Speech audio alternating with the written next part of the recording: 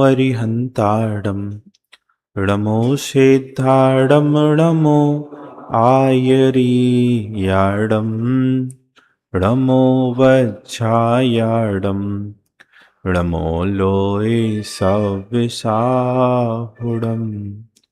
मङ्गलं भगवान् वीरो मङ्गलं गौतमो गणी मङ्गलं कुन्दिकुन्दाद्यो जैनधर्मोऽस्तु मङ्गलं सर्वमङ्गलमाङ्गल्यं सर्वकल्याणकारिकं प्रधानं सर्वधर्माणां जैनं जयतु शासिनं जैनं जयतु शासिनं यस्य स्वयं स्वभावाप्तिरभावे कृष्णकर्मिणा तस्मै संज्ञान्यरूपाय नमोस्तु परमात्मने।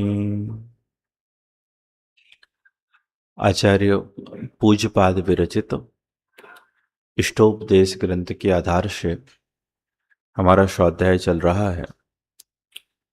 प्रकरण ये चल रहा है कि जो जगत में हितकारी वस्तुएं लगती हैं, इनका संयोग कुछ काल पर्यंत ही है, और जो आपको अहितकारी लगती हैं, वास्तव में इसमें आपका स्वयं का दोष है।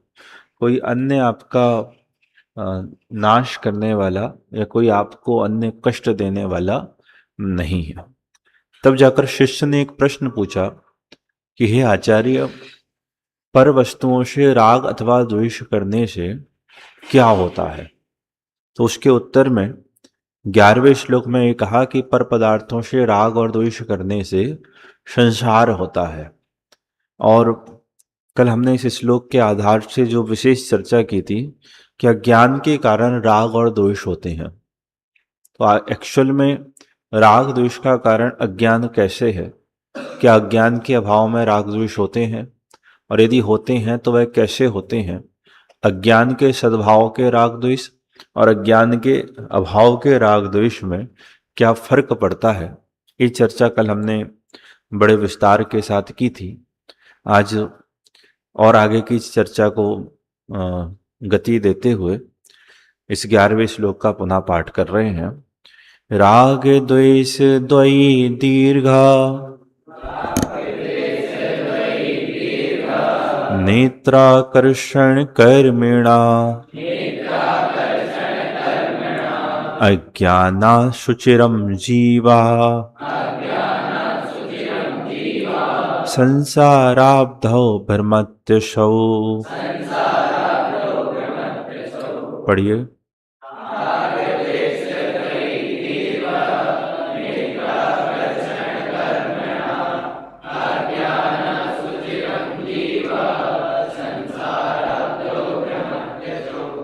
देखो क्या कह रहे हैं आचार्य भगवान। अनुवाद भी पढ़ लो एक बार। मत दूर डोरी निते दंड फिरत बहुबार राग द्वेष अज्ञान से। राग द्वेष द्वयी दीर्घ नेत्राकर्षण कर्मणा अज्ञानाशुचिरं जीवः संसाराब्धौ भ्रमति असौ। असौ जीवः, यह जीव, अज्ञानात्, अज्ञान से, राग द्वेष द्वयी दीर्घ नेत्राकर्षण कर्मणः, अज्ञान से राग द्वेष रूपी दीर्घ नेत्रा, दीर्घ नेत्रा मतलब लंबी रस्सियों के कर्षण मतलब खींचतान से, कर्मणा खींचतान रूपी कर्म से, कार्य से, संसार आब्धौ, संसार रूपी समुद्र में भ्रमति, संसार आब्धौ शुचिरम भ्रमति, संसार रूपी समुद्र में लंबे काल तक भ्रमण करता है। क्या है राग द्वेष का फल? आचार्य कह रहे हैं कि राग द्वेष का फल संसार में भ्रमण है। राग द्वेष का फल 4 गति 84 लाख योनियों में दुख रूप भ्रमण है। आइए अर्थ पढ़ते हैं।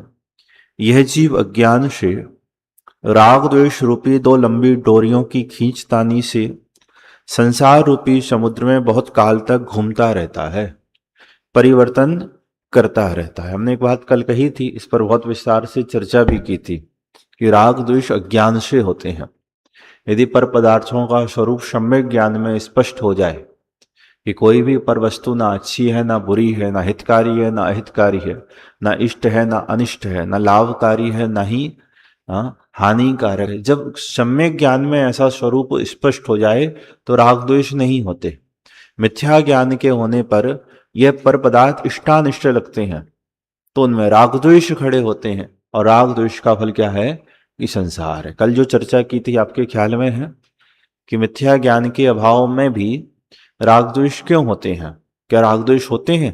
बोले होते तो हैं, लेकिन वो ऐसे हैं कि जैसे किसी वृक्ष की जड़ काट दी जाए तब भी वृक्ष हरा भरा रहता है, मतलब वो पहले से पोषित किए हुए हैं, वर्तमान में उनको पोषण प्राप्त नहीं, उनकी स्थिति बहुत अल्प समय की है, वह नियम से नाश को प्राप्त हो जाएंगे। ऐसी मिथ्या ज्ञान के अभाव में पूर्वकृत चारित्र मोहिनी कर्म के उदय में राग द्वेष तो होंगे, उतना दुख उतनी कषाय भी होगी, लेकिन वह लंबे साल तक रहने वाले नहीं है।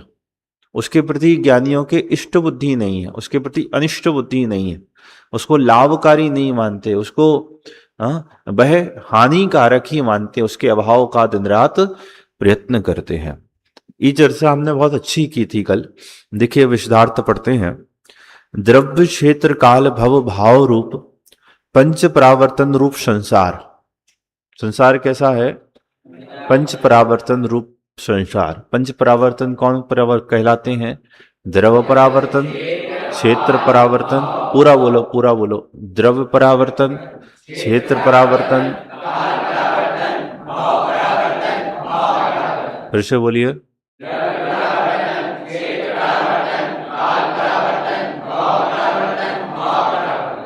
देखो इसका बहुत विस्तार है, ये पंच परावर्तन का सिद्धांत में कर्णान योग में बहुत विस्तार है। इसको समझने के लिए आप गुरुदेव श्री के प्रवचनों से मैं कोई एक उदाहरण आपको देता हूं। क्या? गुरुदेव श्री के प्रवचनों से कोई एक उदाहरण आपको देता हूं। जैसे कोई एक वृक्ष है, कोई एक वृक्ष है, उस वृक्ष को जलाकर, मतलब उस वृक्ष को जलने के बाद उसकी राख बन जाए और राख समुद्र में फैल जाए, समुद्र में मिल जाए, समुद्र के पानी में जाकर। अब वो ही परमाणु, मतलब उस वृक्ष के वह पुद्गल परमाणु जो कि राख रूप से परिणमित होकर स्कंद थे, वो तो समुद्र में जा मिले। अब वो ही परमाणु पुनः जब उस वृक्ष रूप से ज्यों के त्यों स्थित होंगे और ऐसा नहीं होंगे, और वो वृक्ष के परमाणु जो कि राख बनकर समुद्र में जाकर मिल गए, अब वह पुनः जितने काल पर्यंत, जितने काल पश्चात उस वृक्ष रूप से परिवर्तित होंगे, अब सोचो कितना काल होगा वो। इतना लंबा होता है एक परावर्तन। इतना लंबा क्या होता है? देखो क्षेत्र, ये तो समझ लो स्थूल कथन किया मैंने आपको, मुख्य रूप से तो सिद्धांत में उसका बहुत विस्तार से वर्णन है। मैं आपको क्षेत्र परावर्तन बताता हूँ गुरुदेव श्री के प्रवचनों के आधार से। आकाश के कितने प्रदेश हैं? असंख्यात प्रदेश हैं। असंख्यात प्रदेश मतलब एक प्रदेश, दो प्रदेश, तीन प्रदेश, ऐसा उनको नाम दे दो, क्रमांक दे दो आकाश के प्रदेशों को। एक प्रदेश, दो प्रदेश, तीन प्रदेश, चार प्रदेश, पांच प्रदेश, छह प्रदेश, सात, ऐसा हमने आकाश के प्रदेशों को क्या दे दिया कि नाम। अब कोई जीव पहले प्रदेश में उत्पन्न हो, क्या हो? पहले प्रदेश में वह उत्पन्न हो और उसी प्रदेश में फिर उसका जन्म हो, फिर उसके बाद दूसरे प्रदेश में उत्पन्न हो, उसके बाद फिर तीसरे प्रदेश में उत्पन्न हो, किस क्रमांक से, फिर चौथे प्रदेश में उत्पन्न हो। ऐसे जो असंख्यात प्रदेश हैं, हर एक प्रदेश पर इसकी उत्पत्ति और हर एक प्रदेश पर इसका मरण हो जाए, तब जाके एक क्षेत्र परावर्तन पूरा होता है। समझ में आई आपको? ऐसी काल के संदर्भ में समझ लेना। उत्सर्पणी अपसर्पणी के कितने काल हैं ये? हाँ, 20 कोड़ा कोड़ी सागर का। तो उसके प्रत्येक काल में इस जीव की उत्पत्ति हो जाए, इस जीव की मृत्यु हो जाए, हर एक समय में, तब जाके क्या होता है, एक काल परावर्तन। इतना घना और इतना लंबा है ये काल। और ऐसा पंच परावर्तन रूप संसार कब से चला आ रहा है? अनादि से चला आ रहा है और अनंत काल पर्यंत रहेगा। आपको एक बात पता है, अर्ध पुद्गल परावर्तन की बात चलती ना, हाँ, कि किसी जीव ने सम्यक तो प्राप्त कर लिया तो उसका संसार सीमित हो गया। संसार कितना सीमित हो गया कि अब अर्ध पुद्गल परावर्तन से अधिक उसका संसार में रहना नहीं होगा। फिर से बोलूं अपनी बात, कि किसी जीव ने यदि सम्यक दर्शन की प्राप्ति कर ली, अब उसका संसार कितना है कि बस इतना है कि भाई अर्ध पुद्गल परावर्तन से अधिक इस संसार में नहीं, उसकी संसार की सीमा हो गई, संसार की मर्यादा हो गई। और ये पता है आपको, अर्ध पुद्गल परावर्तन कितना होता है? एक पुद्गल परावर्तन के अनंतवें भाग में अनंत सागर होते हैं। भाव वासना हुई कुछ? जब ये कहते हैं कि किसी जीव ने सम्यक दर्शन प्राप्त कर लिया, अब वह नियम से मोक्ष जाएगा। कितना समय की अर्ध पुद्गल, तो ऐसा शांति सी लगती है कि चलो अपना मोक्ष नजदीक है, अब गारंटी हो गई कि हम मोक्ष जाने वाले हैं, ऐसा लगता सा है। वो क्यों लगता है कि अनंत संसार के आगे अर्ध पुद्गल परावर्तन बहुत कम है। क्या? अनादि अनंत जो अनादि का जो संसार है, उसके आगे अर्ध पुद्गल परावर्तन का संसार कितना है? लेकिन ये अर्ध पुद्गल परावर्तन भी पता कितना है कि एक पुद्गल परावर्तन का आधा भाग, इतना समझ लो, ठीक है। लेकिन एक पुद्गल परावर्तन जानते हो कितना बड़ा होता है? कि एक पुद्गल परावर्तन के अनंतवें भाग में, मतलब उसका जो अनंतवास समय होगा, उसके अनंतवें भाग में भी कितने सागर का समय होता है? अनंत सागर। इतना बड़ा होता है एक पुद्गल परावर्तन। ये तो अनंत संसार के आगे सीमा मर्यादा हो गई। लेकिन ये काल भी बहुत लंबा है। कौन सा? अर्ध पुद्गल परावर्तन का काल। ख्याल में आ रही तुम्हारे बात प्रकांत? देखो, द्रव्य, क्षेत्र, काल, भव और भाव। द्रव्य परावर्तन समझ गए? ये जो अनंतानंत द्रव्य हैं, उन द्रव्य के साथ संयोग हो जाना। क्षेत्र मतलब आकाश के जो असंख्यात प्रदेश हैं, उन असंख्यात प्रदेशों में इसका जन्म मरण हो जाए। काल मतलब ये जो उत्सर्पणी अपसर्पणी का काल है, हर काल में इसकी उत्पत्ति और जन्म हो जाए। भव मतलब जो ये असंख्यात प्रकार के जीव के भाव गए, उन भावों में प्रत्येक भाव रूप से परिणमित हो जाए। भव मतलब ये क्या बोलते हैं, संसार, 84 लाख योनियां, ये भव। और भाव मतलब ये शुभाशुभ परिणाम की जितनी भी जातियां हैं, ये सब, ये पंच परावर्तन रूप संसार, जिसे दुख का कारण और दुस्तर होने से समुद्र के समान कहा गया है। ये जो पंच परावर्तन रूप संसार है, संसार का स्वरूप क्या कह रहे हैं कि ऐसा है, एक ऐसा है, ये दुख का कारण है और दुष्तर है, मतलब इसका नाश करना कठिन है, ये सरल नहीं है। जैसे समुद्र को पार करना कैसा है? समुद्र को पार करना कैसा है कि भैया बहुत आसान नहीं है, लेकिन पार किया जा सकता है। यदि कोई सुभट हो, कोई शक्तिशाली, कोई प्रतिभाशाली हो, तो पार कर ही सकता है। मतलब पार नहीं पाया जा सकता ये नहीं है, पार तो पाया जा सकता है, लेकिन पार करना कैसा है? कठिन है। ऐसे संसार सागर का अभाव नहीं किया जा सकता है, ऐसा नहीं। अभाव तो किया जा सकता है, लेकिन अभाव करना कैसा है? कठिन है।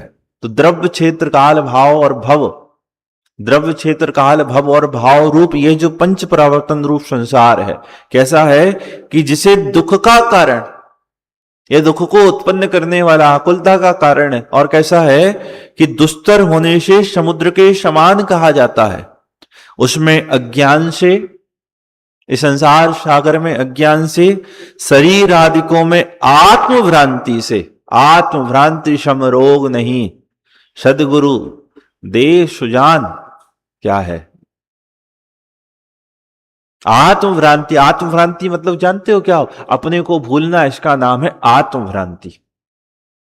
क्या लिख रहे हैं कि इस संसार, ऐसे बड़े संसार में अज्ञान से, अज्ञान की चर्चा हमने की थी, मिथ्या श्रद्धा पूर्वक जो ज्ञान है, मोहिनी कर्म से आच्छादित जो ज्ञान है, उसको कह रहे हैं अज्ञान, वो मिथ्या ज्ञान। शरीर आदिकों में आत्मभ्रांति, शरीर आदिकों में आत्मभ्रांति का मतलब क्या है कि अपने को भूलकर शरीर को आत्मा मानना। हम सब आत्मभ्रांति वाले जीव हैं, हमारी और आपकी किसी की अपनी पहचान नहीं है। बोलो, आप अपने को जानते क्या नहीं जानते? कौन कौन अपने आप को जानता है?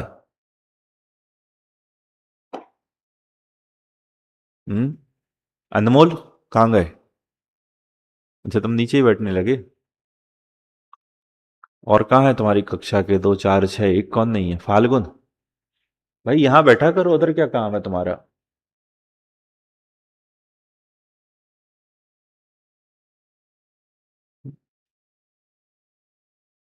बोलो, क्या कह रहा हूं मैं आपसे?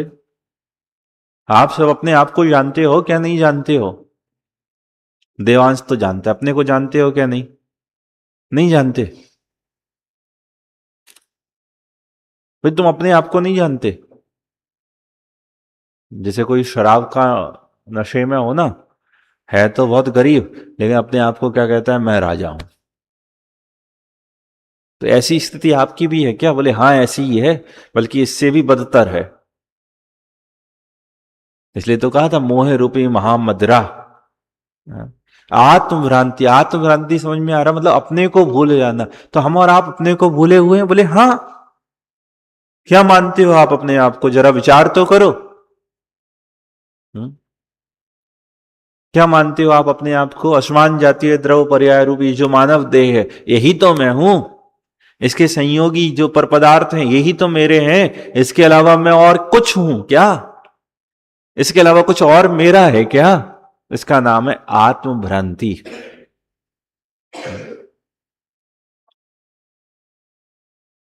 भैया मैं सुंदर हूं। कैसे सुंदर हूं? कि मेरे बाल लंबे लंबे हो ना, तो मैं सुंदर हूं।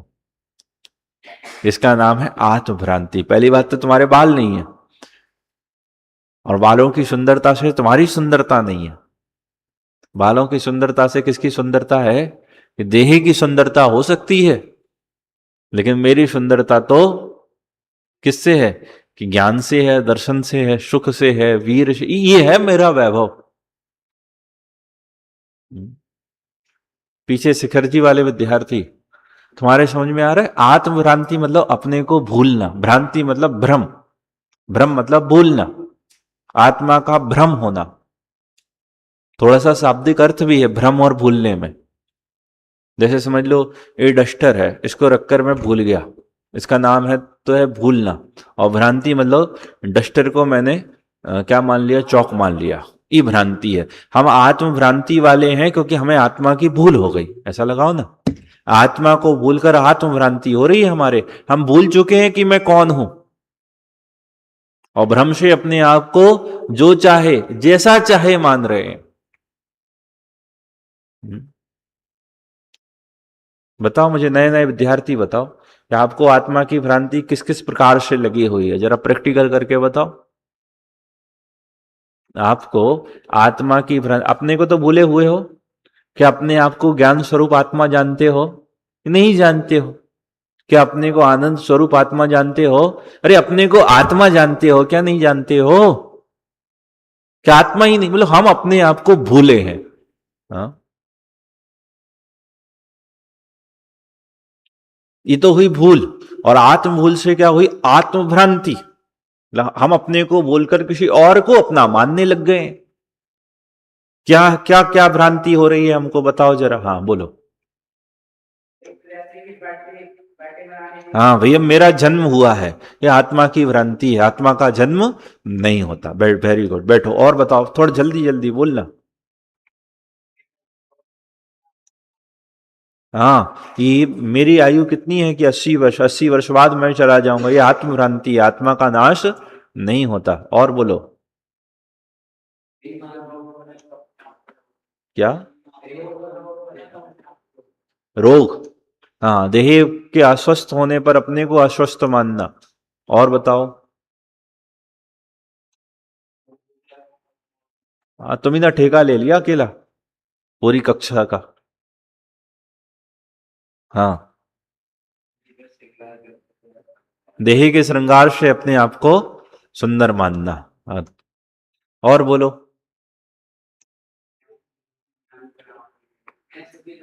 मैं सुखी, मैं दुखी, मैं रंग, मैं राव, ये आत्म भ्रांति है। और बताइए। अरे जो मानते हो वो बतलाओ ना। मैं गोरा हूं, मैं काला हूं, मैं लंबा हूं, मैं छोटा हूं, मैं मोटा हूं, मैं पतला हूं। हाँ, ये आत्म भ्रांति है। ये मेरे माँ है, ये मेरे पिता है, ये मेरे चाचा, ये मेरे हैं। भूल कर अपना घर, जाने कितनों के घर, मुझको जाना। ये है आत्म भ्रांति। भूल कर अपना घर, जाने कितनों के घर, मुझको जाना पड़ा। अपने आप को, अपने घर को ही भूल गया। और आज से नहीं लगा ये भूत, कब से लगा है? अनादिकाल से। देखो क्या कह रहे हैं। उसमें अज्ञान से शरीर आदिकों में आत्मभ्रांति से अति दीर्घ काल तक घूमता रहता है। किसमें? कि संसार सागर में। कब तक घूमता रहता है? कि बहुत लंबे काल से घूमता रहता है। इष्ट वस्तु में प्रीति होने को राग और अनिष्ट वस्तु में अप्रीति होने को द्वेष कहते हैं। उनकी शक्ति और व्यक्ति रूप से हमेशा प्रवृत्ति होती रहती है। अभी फिर से पढ़ रहा हूं जो 3 पंक्तियां मैंने पहले पढ़ी हैं। द्रव्य क्षेत्र काल भव भाव रूप पंच परावर्तन रूप संसार, जिसे दुख का कारण और दुस्तर होने से समुद्र के समान कहा गया है, उसमें अज्ञान से, किसमें? संसार सागर में अज्ञान से, शरीर आदिकों में आत्मभ्रांति से। आत्मभ्रांति मतलब उसमें आत्मपना मानना अति दीर्घ काल तक घूमता रहता है। तो उस अज्ञान से क्या करता है? देहादिक में आत्मपने की बुद्धि करता है, अपने स्वरूप को भूल चुका है। और पर पदार्थों में इष्टानिष्ट पने की बुद्धि करता है। क्या है इष्टानिष्ट पने की बुद्धि? कि इष्ट वस्तु में प्रीति होने को राग और अनिष्ट वस्तु में अप्रीति होने को द्वेष कहते हैं। उनकी शक्ति और व्यक्ति रूप से हमेशा प्रवृत्ति होती है। संसार सागर में जहां आत्मभ्रांति सम रोग लगा है, जहां अज्ञान के कारण प्रवृत्त हो रहा है, लंबे समय तक घूम रहा है, वहां राग द्वेष रूप प्रवृत्ति कैसी हो रही है? शक्ति और व्यक्ति रूप से प्रवृत्ति होती है। सुनना अच्छे से। शक्ति और व्यक्ति रूप से प्रवृत्ति का मतलब क्या है? कि जहां राग व्यक्त है वहां द्वेष शक्ति रूप से विद्यमान है। जहां द्वेष की व्यक्ति है वहां राग शक्ति रूप से विद्यमान है। दोनों की जोड़ी है, जोड़ीदार हैं दोनों। आदर्श और अर्पित की तरह। अभी भी है क्या? खत्म हो गई है क्या? थोड़ी थोड़ी, ज्यादा ज्यादा। ये इनकी जोड़ी तो कुछ भी नहीं लगती है। कहां गया वो? ऐसे ही तो पकड़ा जाता है आदमी का। फाल्गुन और अनमोल की तरह। अभी है तुम्हारी? टूट गई? जो भी हो। हाँ, ये तुम्हारी जोड़ियां तो कुछ नहीं है। क्या कह रहे हैं? शक्ति और व्यक्ति। इसको समझना आप लोग, बहुत अच्छे से समझना। फिर से पढ़ रहा हूं, ऐसे शब्दों का प्रयोग आपको शायद ही कहीं पढ़ने को मिले। किनकी? कि इष्ट वस्तु में प्रीति होने को राग और अनिष्ट वस्तु में अप्रीति होने को द्वेष कहते हैं। उनकी शक्ति और व्यक्ति रूप से हमेशा प्रवृत्ति होती है। फिर से पढ़ रहा हूं मैं। राग द्वेष की शक्ति और व्यक्ति होने से हमेशा प्रवृत्ति, संसार में देखो क्या कह रहे हैं, शक्ति और व्यक्ति रूप से हमेशा प्रवृत्ति होती है। इसलिए आचार्यों ने इन दोनों की जोड़ी बतलाई है। बाकी के दोष इस जोड़ी में ही शामिल है।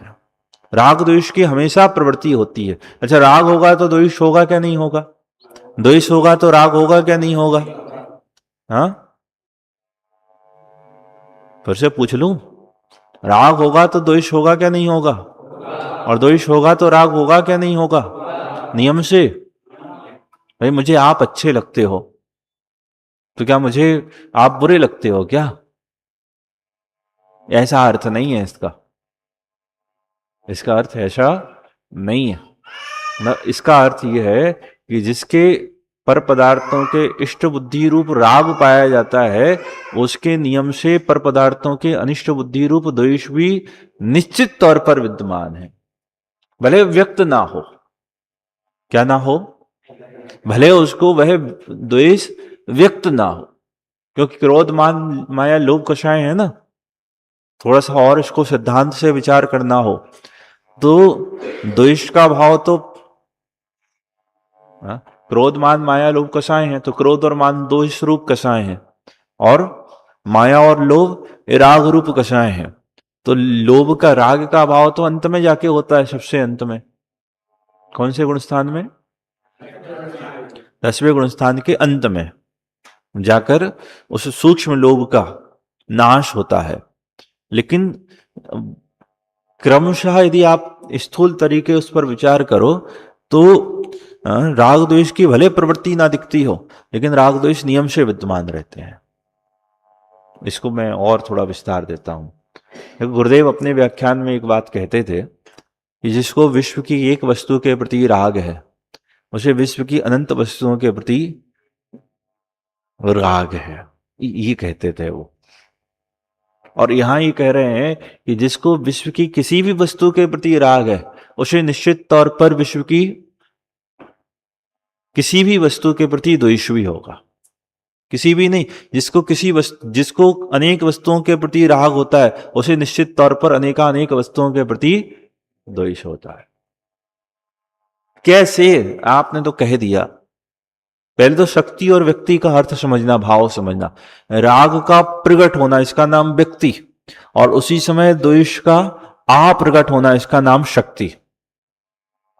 द्वेष का प्रकट होना, इसका नाम व्यक्ति, और उसी समय राग का अप्रकट होना, उसका नाम शक्ति। हैं दोनों, क्या हैं दोनों, लेकिन कभी कोई तीव्र हो जाता है, शेष मंद हो जाता है। कभी कोई तीव्र हो जाता है तो अन्य क्या हो जाती है, कि मंद हो जाती। लेकिन राग द्वेष की प्रवृत्ति संसारी जीव को नियम से एक साथ बनी ही रहती है।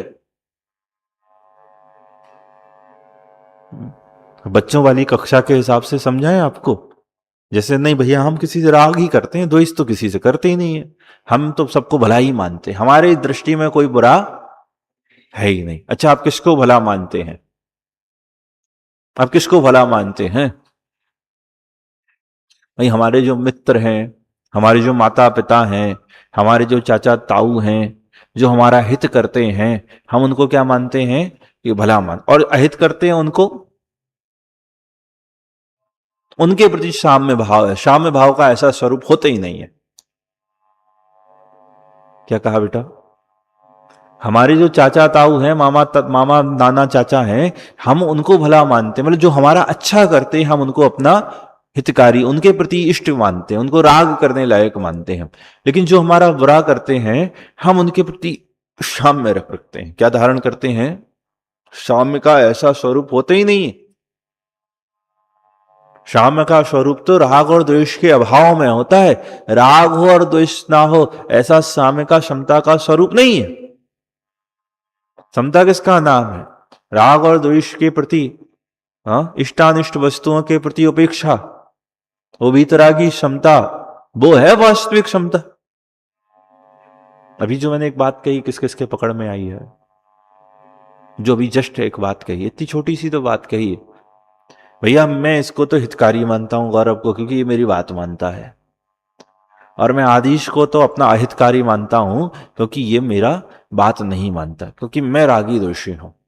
लेकिन जब ये बात हमने फाल्गुन से पूछी तो फाल्गुन से कहा तो बोले भैया ये गौरव भैया मेरा हित करते हैं, सो इनको तो मैं अच्छा मानता हूं, लेकिन ये मेरा अहित करते हैं आदिश, तो हम इनके प्रति बुरा नहीं मानते। तो क्या करते हो? इनके प्रति हमें समता है। भैया समता का ये स्वरूप ही नहीं है। समता का ये तो स्वरूप है कि आपको ना ये इष्ट लगे और ना आपको अनिष्ट लगे। यदि आपको इष्ट लग रहे हैं तो आपके समता नहीं है। आप भले कह रहे हो कि आपको अनिष्ट नहीं लग रहे, लेकिन कहीं ना कहीं वासना में उसकी अनिष्ट बुद्धि आपके पड़ी है। प्रयोग कर रहे थे ना हम, प्रयोग अभी थोड़ी देर पहले मैंने कहा था, मैं प्रयोग करके दिखाता हूं। जैसे आपको गौरव के प्रति इष्ट बुद्धि है, लेकिन जो गौरव के प्रति अनिष्ट बुद्धि रखेंगे, गौरव के प्रति बुरा परिणाम रखते हैं, उनके प्रति आपको कैसी बुद्धि होती है? स्वतः ही अनिष्ट बुद्धि होती है। भले वो व्यक्त ना हो, भले वो प्रकट ना हो, लेकिन परिणामों की परंपरा का विचार करने पर, मोक्ष प्रकाशक याद करो, परिणामों की परंपरा का विचार, उस पर तो दृष्टि ही नहीं है। अपन ऐसा कहो, परिणामों की परंपरा का विचार करने पर उसके द्वेष बुद्धि नियम से वर्त रही, अभिप्राय में उसके द्वेष बुद्धि वर्त रही है। वीतरागी तो राग का भाव नहीं है, द्वेष का भाव साथ में है। क्या? राग का भाव नहीं है, द्वेष का भाव साथ में हुआ वीतरागियों को, और जिसके रागी है तो रागी द्वेषी दोनों है। शक्ति और व्यक्ति समझ में आई कि जिस समय आपको क्रोध मान कषाएं हैं, उस समय आपके माया और लोभ कषाएं मंद पड़ी हैं शक्ति रूप से, लेकिन है तो, जिस समय आपके माया और लोभ कषाएं, ये राग रूप कषाएं तीव्र हैं, उस समय क्रोध और मान कषाएं क्या हैं? ये शक्ति रूप से मंद पड़ी हैं, लेकिन हैं, क्योंकि ये जोड़ीदार है। ये कैसे है? जोड़ीदार है। देखो क्या कह रहे हैं, उनकी शक्ति और व्यक्ति रूप से हमेशा प्रवृत्ति होती संसार में जब तक आत्मभ्रांति लगी है ना? इसलिए आचार्यों ने इन दोनों की जोड़ी बतलाई है, बाकी के दोष इस जोड़ी में ही शामिल हैं।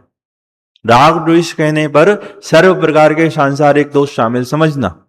जैसा कि कहा गया है, जहां राग अपना पांव जमाता है, पढ़ लें, ऊपर लिखा है, यत्र रागा पदम धत्ते द्वेषस्त्रेति निश्चया उभावेतौ समालंब्य विक्रमत्यधिकम मना।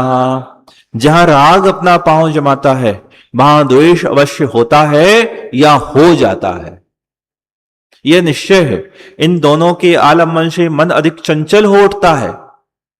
संसार का कारण सिद्ध करना है ना, राग द्वेष को किसका कारण सिद्ध करना है? संसार का कारण। सुनो, इन दोनों के अवलंबन से, आत्मभ्रांति से राग द्वेष हुए। राग द्वेष से क्या होता है? चित्त चंचल होता है, और चित्त चंचल हो, आलम्बन से मन चंचल अधिक हो उठता है, और जितने दोष हैं वे सब राग द्वेष के संबंध है। जैसा कि कहा गया है, आत्मनि सति पर संज्ञा स्व पर विभागात परिग्रह द्वेषौ अन्यो संप्रतिबद्धा सर्वे दोषास जायन्ते। निजत्व के होने पर का ख्याल हो जाता।